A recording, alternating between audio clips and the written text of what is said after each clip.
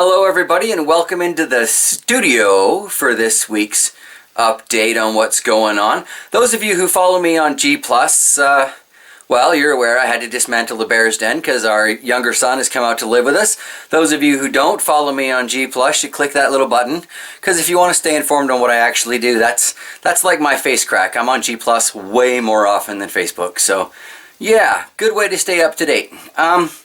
Anywho, needless to say, that involved the mass slaughter of a lot of aphids and aphid-covered seedlings, and they're all out in the compost now, but a few of my plants did make it, and I've got stuff going on down in the dungeon, so we'll take a look at what's left, and then we'll head into the dungeon. Yeah. So of the transplants, we've got this one that I thought was a St. Thomas Bane, but the peppers look completely wrong for that.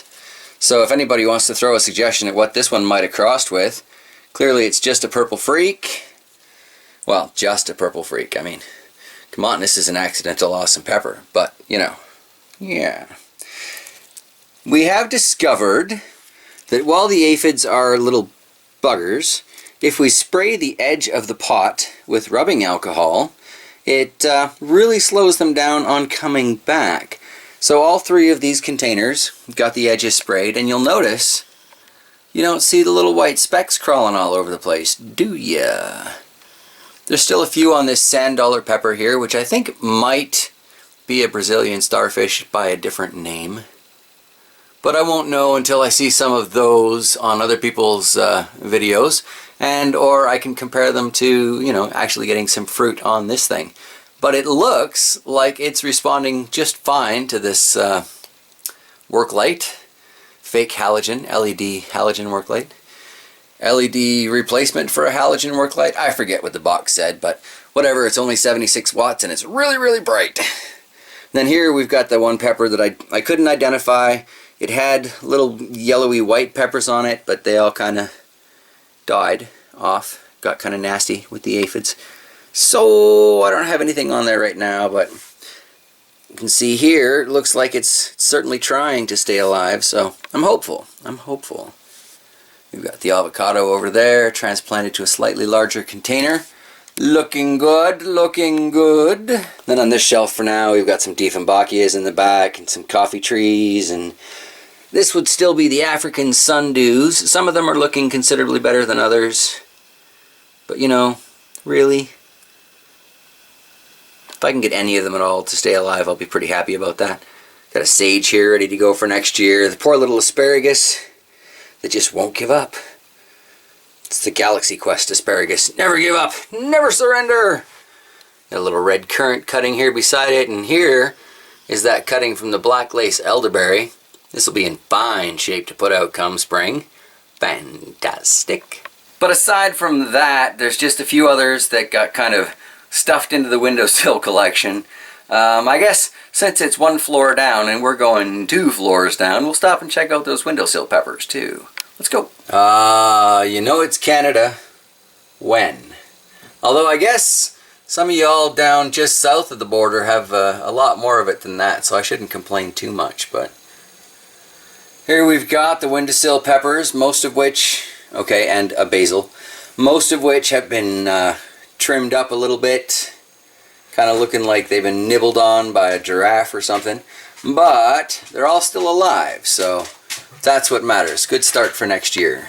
Well, now that we're down here in the basement, doesn't really look like I've got anything sprouting there yet. Wasn't expecting too much out of this particular style of sprouting, but you know, I thought I'd give it a go. Why not, right? It's only been a few days though, so waiting is. I still haven't cleaned out all the clay pellets for this thing yet, but that is on the to-do list. Doesn't really become a priority until something sprouts up for me. I mean, I guess I could always try cloning off the pepper plants that I have upstairs now that they're pretty much aphid free, which is not necessarily a bad idea. But first, I've got to go and get the chains that I got to drop that down a few feet. Well, aside from it swinging so erratically, that's a lot better. I've got more than enough chain here now that I can drop it basically right on top of the Euro grower, but I'm not going to do that just yet. Could probably do something a little more, I don't know, stable to hang that up, but here it is for now. Let's plug it back in, see how it does. Well, that should work out much better. And like I say, I can lower it down even more once I get some plants in there. But I guess that's pretty much all I've got to report from the basement right now. So let me know what you think. Should I just try and clone some of those sand dollars, aka possibly the Brazilian... Oh, I forget the name of it now. Brazilian starfish. Or, you know, should I patiently wait it out and try and get some more seedlings going? Should I try and clone up the purple freak that's got that new type of pepper on it? Yeah, let me know in the comments below. And like I said, if you're not already following me on the G Plus thing, you should probably do that if you want to know what I'm up to most of the time. When I post on all the other random channels, I tend to put it up in the G Plus feed. Hardly ever makes it to Facebook, so... yeah, if you want to stay informed, best to tune in and follow me on G+. Anywho, I think that's going to be a wrap for this particular week. There's not a whole lot going on, and I really need to fix that. So, yeah.